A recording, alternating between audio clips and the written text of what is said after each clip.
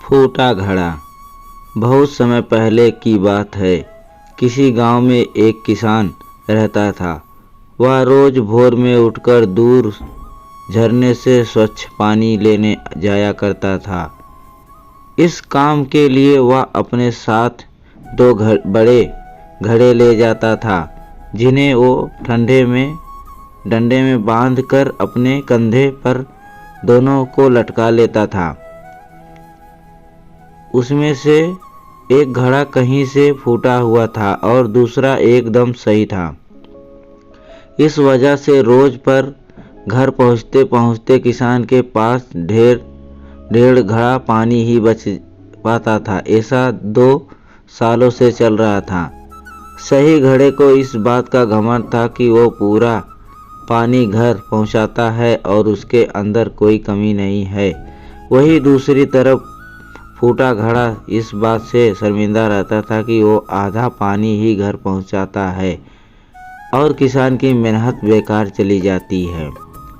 फूटा घड़ा ये सब सोचकर बहुत परेशान रहने लगा और एक दिन उससे रहा नहीं गया। उसने किसान से कहा कि मैं खुद पर शर्मिंदा हूँ और आपसे क्षमा मांगना चाहता हूँ।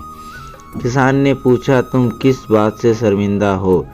शायद आप नहीं जानते, मैं एक जगह से फूटा हुआ हूँ और पिछले 2 सालों से मुझे जितना पानी घर पहुँचाना चाहिए था, बस उसका आधा ही पहुँचा पाया हूँ। मेरे अंदर बहुत बड़ी कमी है और इस वजह से आपकी मेहनत बर्बाद होती रही है। फूटे घड़े ने दुखी होते हुए कहा। किसान को घड़े की बात सुनकर थोड़ा दुख हुआ और वह बोला, कोई बात नहीं, मैं चाहता हूँ कि आज लौटते वक्त तुम रास्ते में पड़ने वाले सुंदर फूलों को देखो।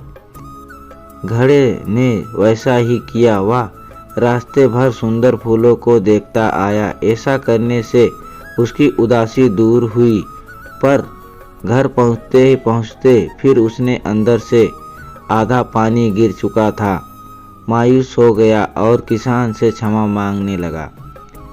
किसान बोला, शायद तुमने ध्यान नहीं दिया। पूरे रास्ते में जितने भी फूल थे वो बस तुम्हारी तरफ ही थे। सही घड़े की तरफ एक भी फूल नहीं था। ऐसा इसलिए क्योंकि मैं हमेशा से तुम्हारे अंदर की कमी को जानता था और मैंने उसका लाभ उठाया। मैंने तुम्हारे तरफ वाले रास्ते पर रंग बिखेरे हुए फूल के बीज बो दिए थे। तुम रोज थोड़ा थोड़ा करके उन्हें सींचते रहे और पूरे रास्ते को इतना खूबसूरत बना दिया।